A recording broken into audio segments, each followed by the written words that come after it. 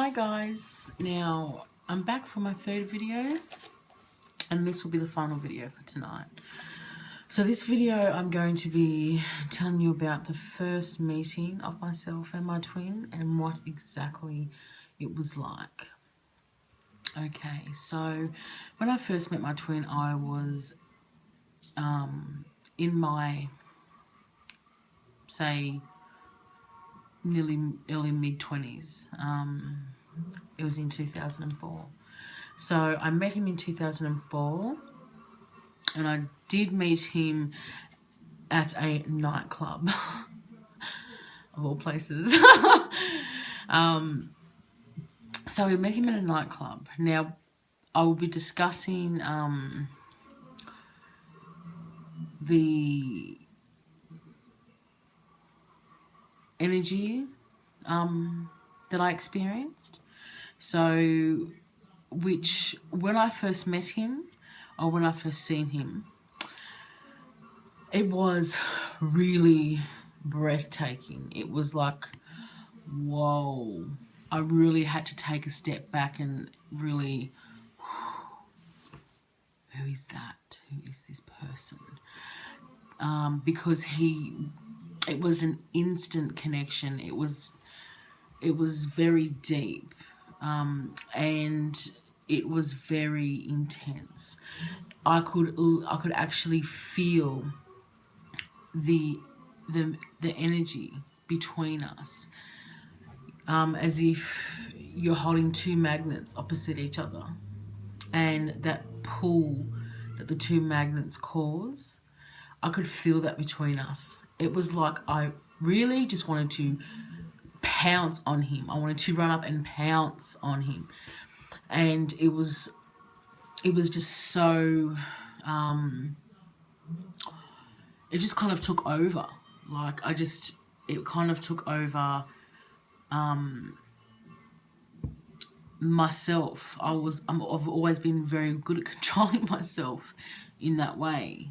However, I was really having difficulty this time. Like it was a challenge for me. So as the night went on, it became more intense and more intense. The more we started to speak, so we had conversation, and I was just so intrigued by this person. It was literally like hypnotic. It was like a hypnotic magnetic attraction. That's the only way that I could explain my first meeting with my twin. So while we were in the presence of each other, my body was doing crazy things where I really could not control what was going on. I knew this guy, that he was going to be with me. I just knew, I knew that he was for me, and there was no doubt about it. And it was like I'd finally found myself through his eyes. That's literally what it felt like. So I was seeing myself for the first time through his eyes. And it was quite overwhelming, because then it wasn't long after that all the unhealed bits, that all, the childhood trauma, that all the trauma throughout my life that had happened just all started coming up to the surface. Everything, all the emotions, the memories, everything started coming up. But for the initial meeting, I was, my heart would beat so hard. I literally held my hand on my chest at one stage, and I can actually remember this. And I was like, whoa, am I having a heart attack? Because it was pretty intense. Like, but no, I was obviously fine. That was just my mind trying to, like, figure out what the hell's going on here. So, and I could actually feel the pulling in my heart towards him. I could feel that energy. It was just moving me towards him. Like I literally just wanted to be standing right next to him, or wouldn't have been close enough. It just wouldn't have been close enough. The energy is very intense. And yeah. So at the end of the night, I chased him. And gave him my number, which is something that I do not do. I've never done that in my life before, whatsoever. Never, ever, ever given a man my number. Never chased a man, because I was just so, I had to have connection with him. I had to have connection in the physical plane. It just, I couldn't let him go. I couldn't let him pass. I wanted him in my life, and I knew then and there that I loved everything. I loved his whole being, and I loved him, and I'd only just met him, and it was really full on for me. You know, my body would heat up and I'd get hot, and people were like, you know, it's winter.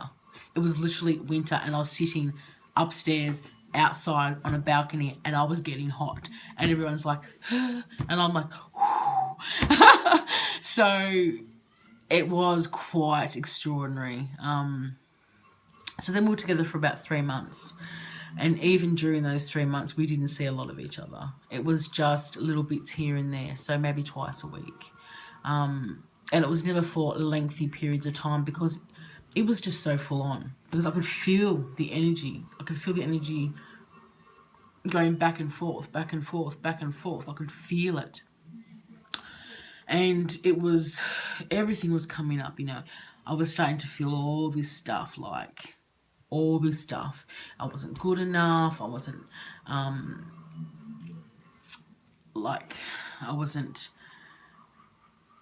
pretty enough. I wasn't, all these things that stem from my childhood trauma that I had, all these negative thoughts that I had that actually stemmed all from my childhood, from the abuse, and from every other, all the other little traumas that I had during my life. After that, it all just come up.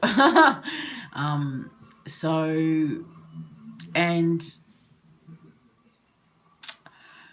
it wasn't until we met again in 2011 that we actually had, or attempted, well, we actually had a relationship. I'm going to call it it was mainly based on ego. We had done some healing in the time that we were separated, so we had healed. It seems to be the pattern with myself and my twin that we come together, and then we run away and we heal, and then we come back together and we run away again, and then we heal and we come back. And every time we come back, our vibration has risen. We have raised our vibration. So we're coming again together this year in September. He's coming back home to be with myself and our 2 babies. We have 2 little boys together. So he's coming home, and we are very excited. We're very excited to study, to really base this partnership on communication, on truth, on not hiding, because previously, you know, we hid from each other. You try to hide from your twin. You try to hide what you're feeling from your twin. It doesn't work.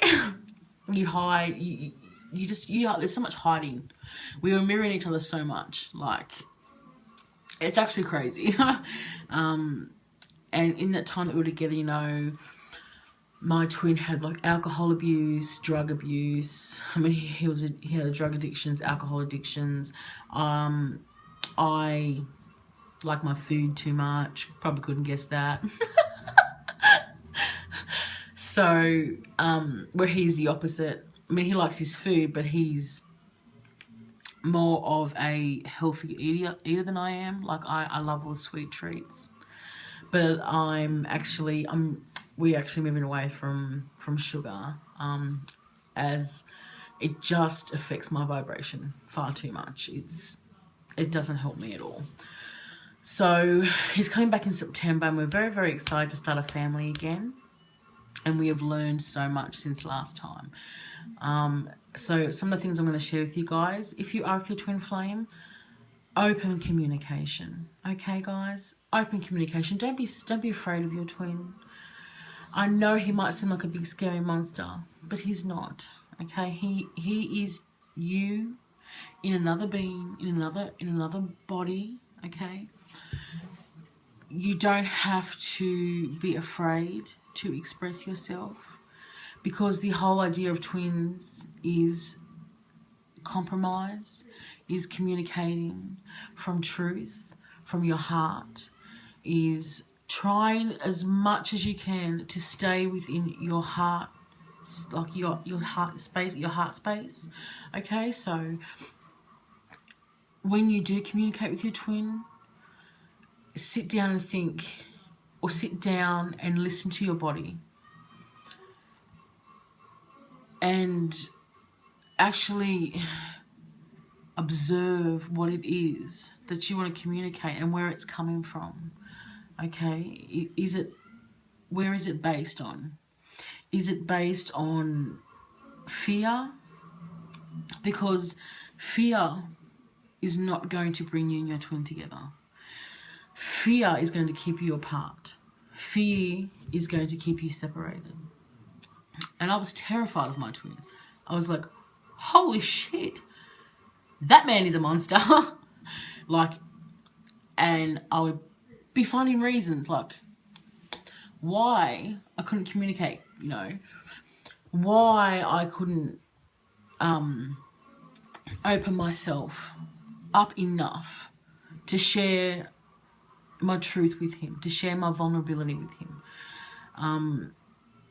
So guys, I'm really going to give you some tips from what I've learnt on the journey that I've been on so far. And communication is key, and honest communication is key, okay? There's no point in attacking your twin verbally, because that's not going to work either. It just isn't going to work. What needs to happen in a twin flame partnership is working together as a team, okay? You're each other's best soul friend you will ever have, okay? So working together as a team to create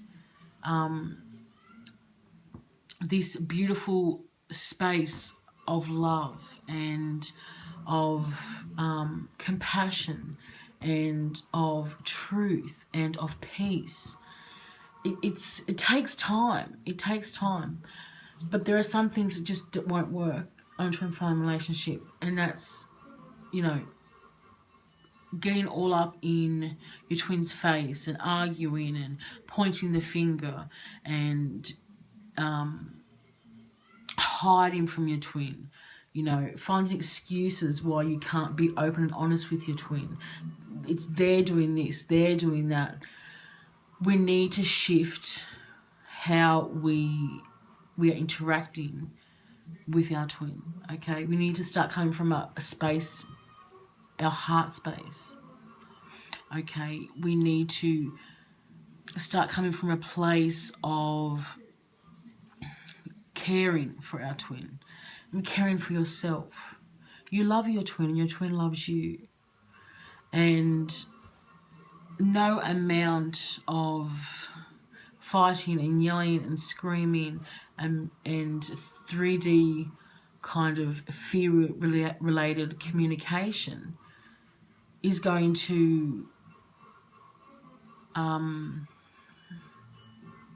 bring you closer together. It's just not going to work. So really, you know, taking the time to communicate, it's so important to communicate from a place of truth, okay? So I am going to love you and leave you. And I hope that this video has helped you. If there are any topics you would like me to discuss, you can of course comment below, or you can go to my Facebook business page, which is Mystic Flames 1111. I am more than happy to help with anything that I possibly can. Now, if you would like a reading off myself, you can also go to my business page, and I am doing soul readings at the moment for $30, which is quite reasonable for the depth of the reading. So a soul reading will look at the essence of your soul, the energy of your soul. It will look at what you have chosen, what obstacles you've chosen in this lifetime to work on and to master. It will tell you about the direction that you have chosen, your soul has chosen in this lifetime. It can tell you a number of things. It's actually a really good little reading to have. It's about 1 to 2 pages long, but it's actually, I find it's a really good starting point for someone who is on the awakening journey. Okay, so anyway guys, I hope you have a great night. It's 11:30 here now, so I'm off to bed, and I hope you guys are having a wonderful day wherever you are, or night, and I love you.